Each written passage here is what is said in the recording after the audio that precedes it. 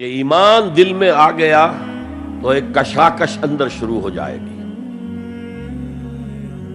میں اگر فرائڈ کی اصطلاح استعمال کروں تو ایگو اور اڈ یا لبیڈو میں تصادم ہوگا۔ آپ کے نفس کی خواہش کچھ اور ہے، ایمان کہتا ہے غلط۔ کشاکش ہوگی کہ نہیں؟ یہ اندرونی جہاد ہے اپنے نفس کے خلاف۔ جیسے فرعون نے کہا تھا الیس لی ملک مصر وہذہ الانہار تجری من تحتی، کیا میں بادشاہ نہیں ہوں مصر کا؟ مصر کی حکومت میری نہیں ہے؟ اور کیا یہ ساری نہریں جو ہے میرے نظام کے تحت نہیں چل رہی؟ اسی طرح برا نہ مانیے، ہمارا نفس کہتا ہے یہ جسم میرا ہے، میری ملکیت ہے، اٹس مائی ڈومین، میری خواہش پوری کرنی ہوگی۔ جیسے اس نے کہا میں نہیں جانتا کوئی خدا ہے میرے سوا اور میرے اوپر، میں نہیں مانتا۔ نفس بھی کہتا میں نہیں ماننے کو تیار، کیا حلال ہے کیا حرام ہے، کیا جائز ہے کیا ناجائز، میری خواہش پوری کرو۔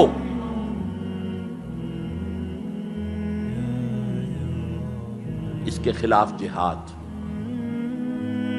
یہ پہلی منزل کا جہاد ہے۔ اور آپ کو معلوم ہے 3 منزلہ عمارت ہے، تو بلند ترین تو ہے تیسری منزل، اہم ترین ہے پہلی منزل۔ پہلی منزل بنے گی تو دوسری بنے گی، دوسری ہوگی تو تیسری بنے گی نا۔ پہلی منزل یہ ہے اور اہم ترین یہ ہے۔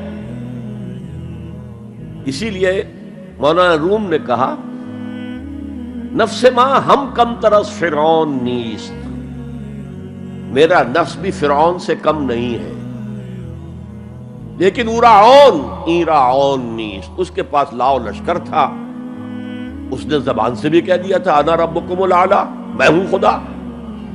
میرا نفس بیچارہ اس کے پاس کوئی لاؤ لشکر نہیں، زبان سے تو یہ کچھ نہیں کہتا، اندر یہی کہتا میں بادشاہ ہوں اس وجود کا، میری مرضی پوری۔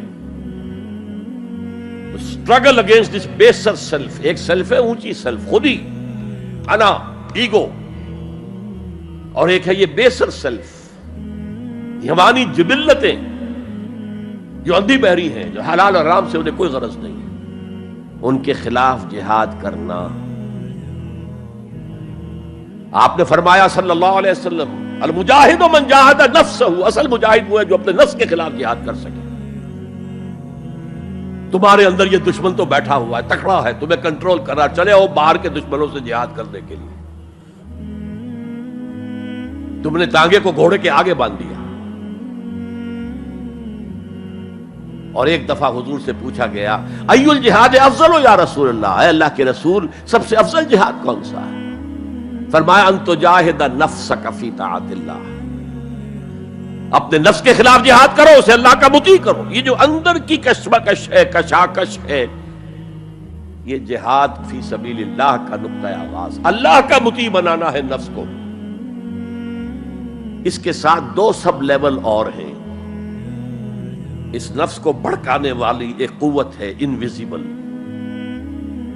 اور ویزیبل بھی ہے۔ انویزیبل قوت سب سے بڑی ابلیس، شیطان لعین، اور اس کے چیلے چانٹے جنات میں سے، اور ویزیبل میں انسانوں میں جو اس کے ایجنٹ ہیں، جو فحاشی کو کلچر کا نام دے، یہ اس ابلیس کے چیلے ہیں۔ ان کے خلاف جہاد نہیں کریں گے آپ، اگر آپ ان کے خلاف ایگریسو ایٹیٹیوڈ اختیار نہیں کریں گے تو آپ ان کے دباؤ میں آ جائیں گے۔ ان الشیطان لکم عدوا فاتخذوہ عدوا، اے لوگو یہ شیطان تمہارا دشمن ہے، اس کو اپنا دشمن سمجھو۔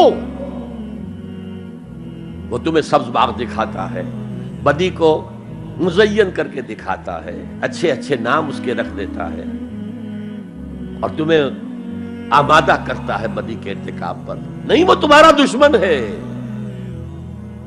افتتخذونہ وذریتہ اولیاء من دونی، تم مجھے چھوڑ کر اسے اور اس کے چیلے چانٹوں کو تم اپنا دوست بناتے ہو۔